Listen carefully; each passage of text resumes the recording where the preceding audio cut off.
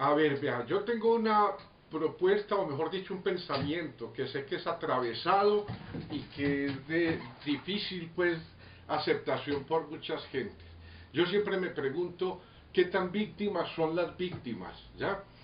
El tema me parece que se ha manejado de una manera muy ligera, no se han considerado toda una serie de situaciones como por ejemplo la guerra no se ha acabado, no se ha terminado, las operaciones militares siguen, las actuaciones de la guerrilla siguen, de manera que no hay una problemática de víctimas como algo de un pasado para la construcción de un presente y un futuro, sino que el asunto es que todavía se están produciendo víctimas, ¿ya? De manera que esa producción de víctimas se continuará y hay algo que ya pues se ha visto y es el resurgimiento de grupos paramilitares. Yo diría pues que la palabra misma resurgimiento pues tiene su imprecisión, más bien uno podría decir la reactivación de unas estructuras que nunca se desmontaron del todo. Y dentro de ello el papel de la mujer a mí me parece que no es lo más procedente hacer esa separación de los hombres, las mujeres, porque igualmente habría que decir los niños, los ancianos, las personas discapacitadas, etcétera.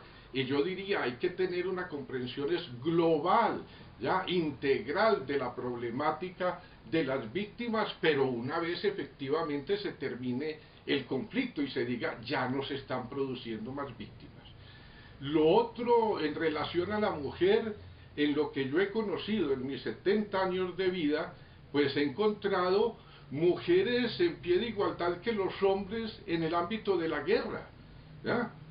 Es decir, tanto en la guerrilla como en la cuestión del ejército o de las fuerzas armadas en general, policía y fuerzas militares, hay una participación grande de las mujeres. Ahora, no se trata de que la participación de alguien en el conflicto armado sea una participación que se constate porque esa persona tiene un uniforme camuflado y lleva unas botas de combate, tiene, digámoslo así, en la mano una ametralladora o un fusil. Es decir, en la guerra y en cualquier ejército no solamente hay las personas que actúan en la parte operativa, digamos, de combates, etcétera, sino están todas las personas que están en las estructuras logísticas, por ejemplo, de operaciones psicológicas, de relaciones con la población civil, ya las cuestiones de intendencia, de salud, derecho, bueno, todo, es decir, un ejército es una cosa bastante compleja y en esa complejidad o entramado complejo, pues hay hombres y mujeres y lo han existido desde el comienzo. De hecho, yo hice parte del primer curso mixto de escalafonamiento para oficiales del cuerpo logístico del ejército. Y el curso de nuestro, o el nombre de nuestro curso militar, llevaba el nombre precisamente de una mujer, Policarpa Salabarrieta. A ver, yo creo que lo ha tenido. El asunto de reconocerlo o hacerlo público ya es otra cosa, pero que la mujer ha estado participando en todos estos desarrollos del conflicto armado, tanto en el ámbito nacional como en el ámbito internacional, es una cosa que no se puede negar. Lo que ocurre es que muchas veces a los ministerios o a determinadas entidades llegan unas personas, muchas veces hombres o mujeres que son de clase media, que han sido de alguna forma niños mimados, que no han tocado en la realidad, digamos, o de la calle, o de la plaza del mercado, o de las veredas, o de las cantinas, etcétera, donde se vive la vida real.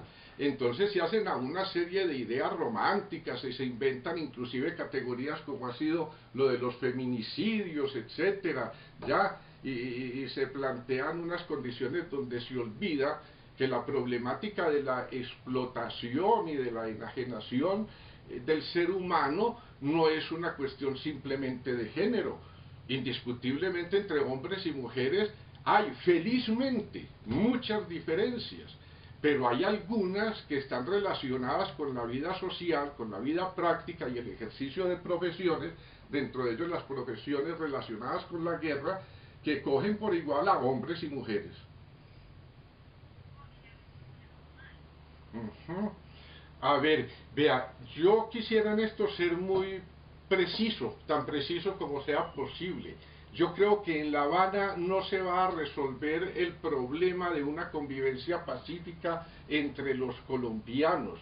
Allí se va a resolver una situación de una guerra o conflicto armado entre unos elementos de la insurgencia, concretamente de la guerrilla, y el Estado colombiano representado pues por su gobierno. Pero ya lo que es la paz social y de la convivencia pacífica entre los colombianos, eso no se va a lograr en La Habana ni en otros negocios políticos militares, sino que es al nivel primario de las relaciones familiares, de las relaciones de barrio, de las relaciones de cuadra, de las relaciones de colegio. Los guerrilleros y los soldados son apenas los instrumentos de puntería y de disparo de unos odios, de unas discriminaciones, estigmatizaciones que se inician es en la mesa del comedor, en la cocina de los hogares, en la sala, y paremos de contar. Y entonces allí se deben iniciar una serie de procesos de reconocimiento y de respeto al otro y contar con la ayuda estatal. Pero no es el Estado ni un gobierno en particular el que va a resolver de fondo los problemas de la convivencia entre nosotros. ¿Ya? En la guerra no se puede hacer ese tipo de discriminaciones de los buenos y los malos. La guerra es una cuestión que implica la muerte de otros, implica el ejercicio permanente de la violencia, del engaño, etcétera, y eso no lo hacen o dejan de hacer unos porque lleven un brazalete o un determinado distintivo militar, ¿ya? Entonces aquí pensar de que es que los buenos ha sido la parte de las Fuerzas Armadas y los malos los de la guerrilla, eso no tiene sustento en la práctica, en la realidad si se investiga bien. Todos han cometido barbaridades y mientras existan guerras y confrontaciones bélicas se cometerán barbaries. Yo vuelvo e insisto, hay que construir una cultura, pero que tiene que comenzar desde los hogares mismos, de cada persona misma. Aprender y aceptar de que aquí hay una cantidad de estigmatizaciones por el orden religioso, por el orden ideológico, ya. Inclusive aquí en Colombia se estigmatiza a las personas hasta si son feos o son bonitos, ¿ya? De manera que todas esas cosas, eso no se va a arreglar en una mesa en La Habana. De eso estoy yo completamente convencido. Hay que ir más allá. Lo de La Habana es importante, no estoy diciendo que no sea importante y que no vaya a tener un peso fundamental para el desarrollo pues en nuestro futuro, pero no es allí donde se resuelven los problemas de la diaria cotidianidad, digámoslo así, de la cotidianidad de los colombianos. Vea, yo he planteado, y ahora reciente, esto no es viejo, ¿ya? ¿Qué tal si escribimos aquí una historia de las violencias desde las familias? O una historia de las familias desde las violencias. Y los problemas de distribución de la riqueza comienzan es allí. El pariente rico y el primo pobretón, ¿ya? Por decirlo de alguna manera. Y entonces esas formas de justicia no se van a establecer desde una instancia gubernamental, sino en la práctica de cada ser humano, de cada colombiano, día por día. Vean, le comento una cosa así simplemente de hecho. Hace relativamente poco me enteré aquí de una problemática dentro de unos vecinos, ¿ya? Y toda la problemática está dada porque una niña de una de las casas fuma marihuana, ¿ya? Entonces ya eso ha representado que contra esta jovencita se ha desatado toda una situación que uno no puede calificar sino de una violencia injusta, ¿ya? De manera que es allí donde se encuentra también, y en la discriminación que se hace del papel de la mujer en los hogares, donde está esa problemática. Está bien como tú lo dices, allí tiene que intervenir la administración pública, las instituciones como bienestar familiar, comisarías de familia, bueno, todo este tipo de cosas. Pero no son ellas las que van a resolver, sino nosotros mismos apoyándonos en esas instancias ya institucionales. Pues yo diría que una actualización de las normas del Carreño, porque muchas cuestiones, pues digamos, ya en el orden de ambiental, práctico, hasta urbanístico y todo, no son las mismas condiciones de cuando Carreño escribió su libro. Pero sí es importante generar lo de la urbanidad, el respeto, la manera de saludar, ¿ya? De dar el puesto a la persona que está discapacitada, etcétera. En fin, hay muchas cosas que vale la pena retomar. Y yo volvería a decir, ¿por qué no se retoman en serio? Yo no soy, no pertenezco a iglesia alguna, pero considero que en las religiones hay cosas muy valiosas. ¿Por qué no se toman en serio los 10 mandamientos y por qué no nos tomamos en serio también aquello de los pecados capitales, etcétera, y aprendemos a conducir nuestra vida de una manera más racional, más inteligente, ¿ya?